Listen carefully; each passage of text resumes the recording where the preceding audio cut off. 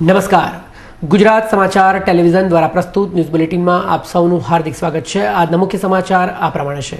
Share બજારમાં આજે તેજી જોવા મળી। Sensex 513 point ઉછળ્યો। લોકપાલ અંગે ટીમ અન્ના નેતાઓના શરણમાં લીધી અડવાણી સાથે મુલાકાત। ઇશરત જહાં એન્કાઉન્ટરમાં નવો વળાંક। એસઆઈટીના નવા વડા ડોક્ટર સત્યપાલ સિંહે હાઈકોર્ટ સમક્ષ અનિચ્છા જાહેર કરી। મારે નથી બનવું એસઆઈટીના વડા।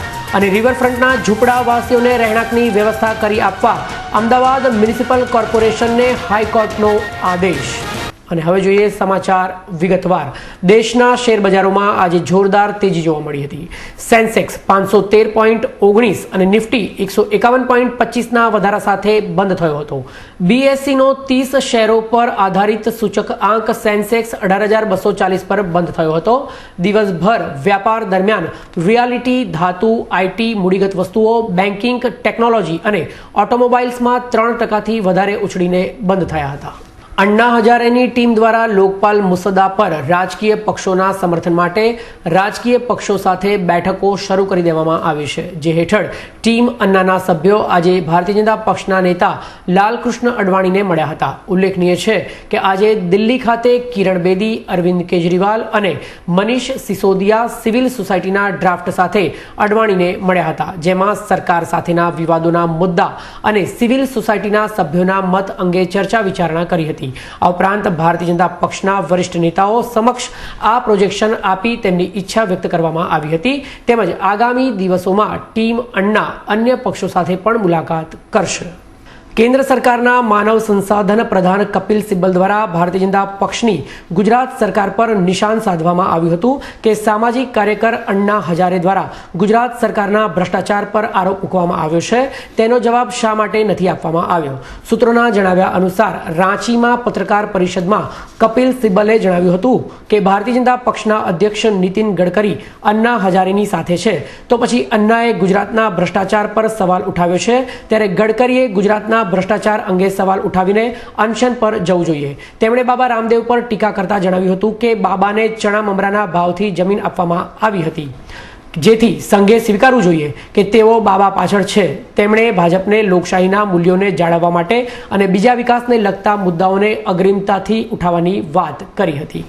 ઇશરત જહાં એન્કાઉન્ટર કેસમાં સીટના વડા તરીકે કાર્યભાર સંભાળ્યાના 2 દિવસ બાદ જ આજે ડોક્ટર સત્યપાલ સિંહે હાઈકોર્ટ સમક્ષ રજૂઆત કરી। તેઓ ભાષાકીય પ્રશ્નને કારણે સીટના વડા તરીકે ચાલુ રહેવા ઈચ્છતા નથી। તેમની આ દલીલોને ધ્યાનમાં લઈને ન્યાયમૂર્તિ જયંત પટેલ અને ન્યાયમૂર્તિ અભિલાષ કુમારીની ખંડપીઠે કેન્દ્ર સરકારને આ મામલે યોગ્ય જવાબ રજૂ કરવા માટે જણાવ્યું છે। જો કે કેન્દ્ર સરકાર તેમને જ સીટના વડા તરીકે ચાલુ રાખવા ઈચ્છે છે કે પછી તેમના સ્થાને અન્ય કોઈ અધિકારીને સીટના વડા તરીકે મૂકવા માંગે છે, તેવો આદેશ કોર્ટે કર્યો છે। બીજી તરફ સીટને પણ વચગાળાનો તપાસ અહેવાલ રજૂ કરવા માટે હાઈકોર્ટે 14મી જુલાઈ સુધીનો સમય આપ્યો છે। રાજ્યમાં ચકચારી બનેલા ઇશરત જહાં એન્કાઉન્ટર મામલે સીટ દ્વારા સીલબંધ કવરમાં પ્રોગ્રેસ રિપોર્ટ રજૂ થવાના પગલે આજે હાઈકોર્ટમાં સુનાવણી દરમિયાન સીટ ટીમ દ્વારા વચગાળાના અહેવાલ સંબંધે એવી સ્પષ્ટતા કરવામાં આવી હતી કે કેન્દ્રની સીબીઆઈના ફોરેન્સિક લેબોરેટરી તથા ઇન્ડિયન મેડિકલ ઇન્સ્ટિટ્યૂટના તજજ્ઞોની ટીમે જે પુરાવાઓ આપ્યા છે તે પુરાવાના આધારે સંપૂર્ણ રિપોર્ટ અપાશે। ત્યારબાદ આ જ પુરાવાની ફેર ચકાસણી કાર્યને આગળ ધપાવવા માટે દિલ્હીથી સીબીઆઈ ટીમ 6ઠી જુલાઈથી 3 દિવસ માટે અમદાવાદ ખાતે આવી આ તમામ પુરાવા બાબતે પોતાના અહેવાલ રજૂ કરશે। તો બીજી તરફ સીટના વડા સત્યપાલ સિંહને ફરજ પર રહેવા માટે તેમજ તારીખ 15 જુલાઈ સુધી હોદ્દો સંભાળવા માટે જણાવવામાં આવ્યું છે અને તે પછી વધુ સુનાવણી હાથ ધરવામાં આવશે। ઇન્કમટેક્સ વિભાગે 2 મહિના પહેલા પાડેલા દરોડા બાદ કરચોરી જાહેર કરવાની ના પાડનારા સેવી ગ્રુપના જક્ષય શાહ અને તેના ભાગીદારોએ આખરે 13 કરોડ રૂપિયાની કરચોરીની કબૂલાત ઇન્કમટેક્સ અધિકારીઓ સમક્ષ કરી છે। અધિકારીઓના કહેવા પ્રમાણે હજુ તપાસ દરમિયાન કબૂલાતથી 3 ગણી કરચોરી બહાર આવે તેવી શક્યતાઓ જણાઈ રહી છે। સૂત્રોના જણાવ્યા અનુસાર અનેક કમર્શિયલ પ્રોજેક્ટ્સમાં રોકડેથી વ્યવહાર કરીને કરચોરી કરી હોવાનું બહાર આવ્યું છે। સેવી ગ્રુપની સાથે સાથે અન્ય બિલ્ડર્સ ગ્રુપ પર પડેલા દરોડામાં કુલ કરચોરીનો આંક 100 કરોડ પર પહોંચી ગયો છે। નોંધનીય છે કે દરોડા બાદ કરચોરીની સામેથી જેટલી રકમની કરચોરીની કબૂલાત કરવામાં આવે તેના પર વ્યાજ અને પેનલ્ટી સહિત ટેક્સ ભરવો પડતો હોય છે। અમદાવાદ મ્યુનિસિપલ કોર્પોરેશનને આજે હાઈકોર્ટે આદેશ કર્યો છે। સાબરમતી રિવરફ્રન્ટના ઝૂંપડવાસીઓને પુનઃવસન માટે વ્યવસ્થા કરી આપવા માટે મુખ્ય ન્યાયમૂર્તિએ તંત્રને આદેશ કર્યો છે. ઉલ્લેખનીય છે કે રાયખડ પાસેની રિવરફ્રન્ટમાં આવેલી ઝૂંપડપટ્ટી પર તંત્રએ બુલડોઝર ફેરવતા સ્થાનિક રહીશોએ હાઈકોર્ટ સમક્ષ રીટ કરી હતી. બીજી તરફ 2007 બાદના રહીશોને અન્ય સ્થળે પ્લોટ આપી તેમને ઝૂંપડા બાંધી રહેવા માટે વ્યવસ્થા કરી આપવા માટે આદેશ કરવામાં આવ્યો છે અને ત્યારબાદ જ આ સ્થળના ઝૂંપડાઓને જમીનદોસ્ત કરી જમીનને ઉપયોગમાં લેવા માટે આદેશ કરવામાં આવ્યો છે. ભારતીય જનતા પાર્ટી દ્વારા દેશભરમાં ચાલી રહેલા અભિયાન ભ્રષ્ટાચારને નાથવા તેમજ કેન્દ્ર સરકાર દ્વારા થતા ભ્રષ્ટાચાર અંગે લોકોને જાણકારી આપવી તે સંદર્ભે આજે રાષ્ટ્રીય અધ્યક્ષ તથા સાંસદ અનુરાગ ઠાકુર ભારતીય જનતા પક્ષ કાર્યાલય ખાતે આવ્યા હતા. આ અભિયાન વિશે ચર્ચા વિચારણા કરી યુવા મોરચાના સંગઠન વિશે વાતો કરી હતી અને આ અભિયાન તારીખ 23મી થી 26મી તારીખ સુધી ચાલનાર છે. ત્યારબાદ તેઓ સાંસદ ભવનનો ઘેરાવો કરીને પોતાની વાતો રજૂ કરશે. બાપુનગર ઇન્ડિયા કોલોની રોડ પર આવેલ ભાવના સોસાયટીમાં રહેતું એક રાજસ્થાની જૈન પરિવાર તે સોસાયટીમાં રહેતા કેટલાક અસામાજિક તત્વોથી પરેશાન થઈ ગયું છે. શકુંતલા જૈનના જણાવ્યા પ્રમાણે ભાવના કોલોનીમાં પોતાનું પતરાવાળું કાચું મકાન તોડીને ધાબાવાળું બનાવવા માટે તેઓએ પિલ્લર બાંધી ચણવાનું કામ શરૂ કર્યું હતું. તેથી તે જ સોસાયટીમાં રહેતા અસામાજિક તત્વોએ પોતાની વગ વાપરીને કોર્પોરેશન તંત્ર પાસેથી આ ચાલુ બાંધકામ તોડાવવામાં આવ્યું છે અને હાલ બાંધકામ બંધ કરાવી દેવામાં આવ્યું છે. કાલે આ લોકોએ અરજીઓ વગર કોર્પોરેશનમાં અરજી કરી અને અમને અમારું જે કોલમ ઊભા કર્યા હતા એ લોકોએ તોડી નાખ્યા છે. આવી રીતે અમને આર્થિક નુકસાન પહોંચાડ્યું છે. તો બીજી તરફ જૈન પરિવારના જણાવ્યા પ્રમાણે કોર્પોરેશને કોઈપણ પ્રકારની નોટિસ નથી આપી અને આ સોસાયટીના અસામાજિક તત્વો ધાક ધમકી આપીને આ મકાન પડાવી લેવાનો ઈરાદો રાખે છે, જેથી આ પરિવારે તંત્ર પાસેથી સહયોગની અપેક્ષા રાખી છે. તો સોસાયટીના અસામાજિક તત્વો છે એ અમને હેરાન પરેશાન કરી રહ્યા છે. એ અમને બાંધકામ કરવાની ના પાડે છે. અમે અમારા પ્લોટની બાઉન્ડ્રીની અંદર કોલમ કરવાની અમને વાત કરી. એમની બધી માંગણીઓ નાની મોટી બધી માંગણીઓ અમે સ્વીકાર કરી છે, તો આ લોકો અમને બધી રીતે હેરાન કરે છે.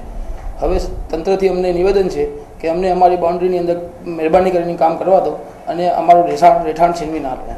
શિશ્નના આકારની સમસ્યાથી પીડાતા લોકો માટે પેનાઇલ ડિસએસેમ્બલ સર્જરી આશીર્વાદરૂપ સાબિત થઈ શકે છે.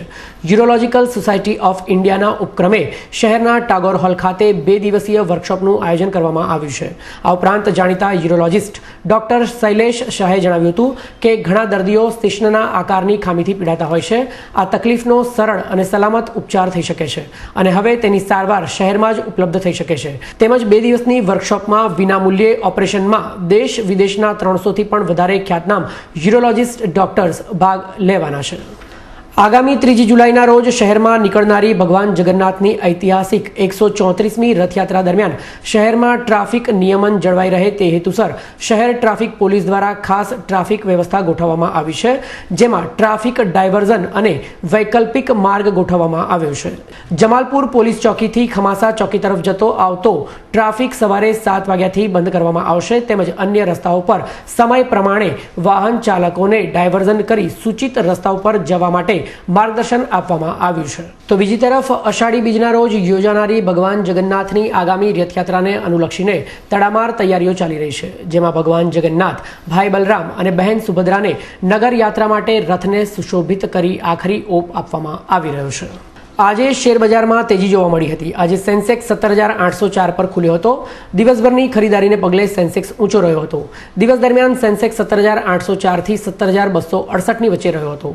દિવસને અંતે સેન્સેક્સ 513 પોઈન્ટથી વધીને 18,240 પર બંધ રહ્યો હતો, જ્યારે નિફ્ટી 151 પોઈન્ટથી વધીને 5,471 પર બંધ રહ્યો હતો. અને હવે જોઈએ આજના હવામાન સમાચાર. આજનું અમદાવાદનું મહત્તમ તાપમાન 37 ડિગ્રી સેલ્સિયસ અને લઘુત્તમ તાપમાન 29 ડિગ્રી સેલ્સિયસ રહ્યું હતું, જ્યારે બરોડા મહત્તમ 34 ડિગ્રી, લઘુત્તમ 28 ડિગ્રી, સુરત મહત્તમ 31 ડિગ્રી, લઘુત્તમ 28 ડિગ્રી, રાજકોટ મહત્તમ 34 ડિગ્રી, લઘુત્તમ 27 ડિગ્રી અને ભુજનું મહત્તમ તાપમાન 33 ડિગ્રી સેલ્સિયસ અને લઘુત્તમ તાપમાન 27 ડિગ્રી સેલ્સિયસ રહ્યું હતું.